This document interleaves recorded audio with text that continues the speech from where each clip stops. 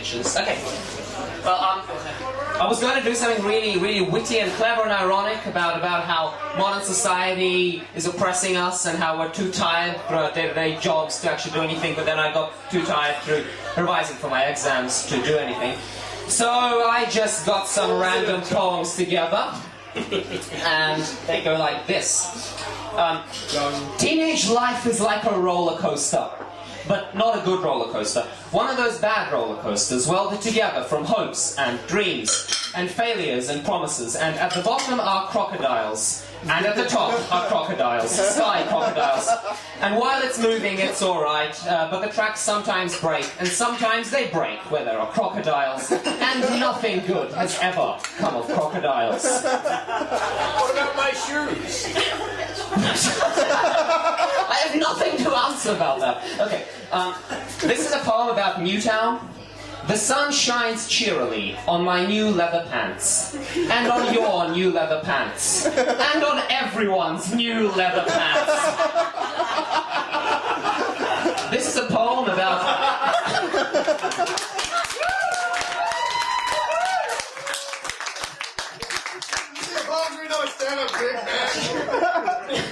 All my poems are short. I've written one long poem my entire life, and I presented that at the last time. Anyway, this is a poem about women.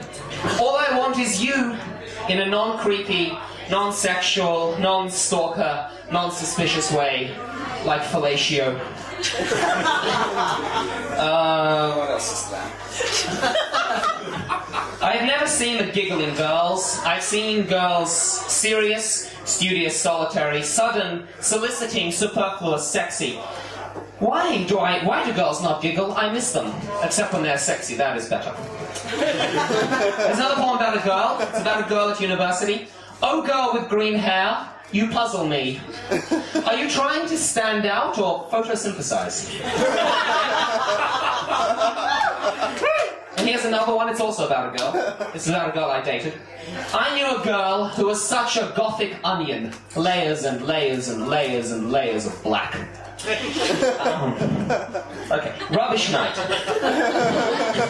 This one isn't actually funny. Fuck off. Okay, rubbish night.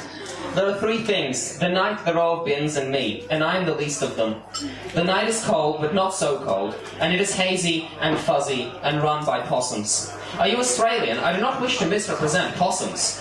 These are the possums with eyes that crack you open, that fight viciously and fuck viciously, fur and tatters on the gables. The less about possums, the better, but this night is theirs. There was once a boy who thought sliding doors opened when he clicked his fingers, that marshmallows grew in marshmallow trees, and chocolate came from chocolate mines, and snails became turtles when they grew up. He thought birds fell asleep on clouds, and that is why they all vanished in winter, because clouds migrate. Nobody ever had the heart to tell him he was wrong, because his mother died of cancer, and he visited her in hospital every day, like always, even though there was another lady there now, but she didn't mind. And anyway, everyone wanted to think he was right, and grow a marshmallow tree in their backyard, right next to the pansies.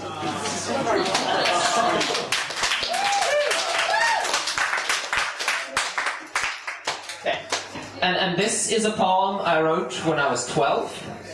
Someone else with a backstory. I wrote it for my English creative. I don't know, we had to do some shit, I don't know, it was amazing. Okay. 3 little kittens, they lost their mittens, and they began to cry. Oh, mother dear, we sadly fear that we have lost our mittens. What? Lost your mittens, you naughty kittens? Then you shall have no pie. Meow, meow, meow, meow. Then you shall have no pie. Fine, said the kittens. We don't need your mittens, and we don't need your stupid pie. If Whisker's brand filling you could at least buy, but no, thrifty mother, you buy black and gold, which is yucky and sticky and horribly old. And so they left their own life to find, leaving their old-fashioned mother far behind. They strode for many days and nights, feeding on crickets and ants and occasional mice, until the lights of a city they saw in the night. They were modern and new and excitingly bright. The city was London, a city of stars, with dazzling shops and internet bars. In Tottenham North they spent their last pound, and stumbling along Piccadilly they found a Microsoft Optical Internet mouse, with a special button, the net to browse. The cats, being cats, grabbed the mouse from the stall, and seconds later they were out of the mall. But here their prey started talking to them. "Thanks for rescuing me. Should we run to Big Ben?" "And where is that?" they asked in return. "Oh, you must be from Sussex. You have lessons to learn."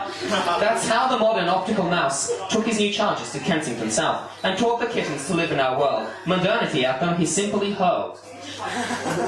Fluffy was taught how to eat fish and chips. He changed names to Toxic and watched video clips. Kibby ate cheeseburgers all day long. For you two he made a new modern song. And naturally Kibby wasn't catchy enough. Rodrigo thought was just the stuff. Sonny made a career writing bad things on walls. He even profaned Her Majesty's halls. Of course, to get in he stole money in trains and sold fake glasses on the river. No, it's Thames, but I rhymed with Thames. Cyber he chose for his pseudonym.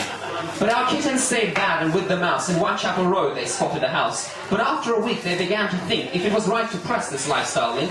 Toxic tried Macca's healthy food. He told them that his insides from fat it unglued. But still they continued eating fast. Of returning home the thought was last. After 2 weeks, however, Rodrigo was sick. He said the mousy cheese had done the trick. It was probably, though, the candy and coke, and in the crowds the cigarette smoke. At this point the two started thinking of home, and thinking of pie. Their mouths were in foam. After 3 weeks of modern, even Sid was unsure. His mummy he wanted in his deepest core. To the mouse they complained of the problems they faced. The mouse was undaunted. He said it was ace. But M-O-I-M, don't you know how warm a mum is? It's winter soon and we will all freeze. Ah, forget it, kids, we'll hang out in bars. A good one I know is Electro Mars. And the pie she bakes... You wrote this when you were 12. I promise, I did. And the pie she bakes is crunchy and gold. Should I stop? No! There we go then. We want to know what the kiddies do! Even if the filling is slightly old. Well, what if the pie doesn't sound that nice? In it she probably places mice. Note, the pie is made of pork and hens. What do you think Macca's is made of then? They compared their home with what here they saw, and soon M.O.I.'s chips began to get unsure. Finally the mouse began to weep and say things like, "Mum, I want to meet." And so Fluffy, Kibby and Sunny left the city of stars, and with them came M.O.I.M. in a cage with bars. The cage was just so M.O.I.M. wouldn't fall.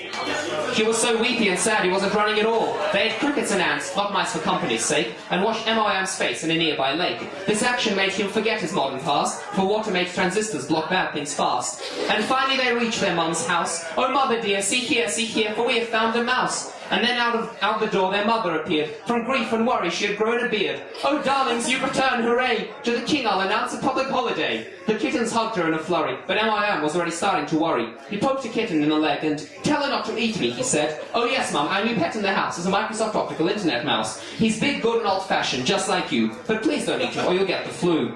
That's how our experienced kittens, the mouse and London souvenir mittens, returned back to Mum's abode, and laughter from its windows flowed as they discovered that for dinner pie, Mum Whisker's filling had managed to buy.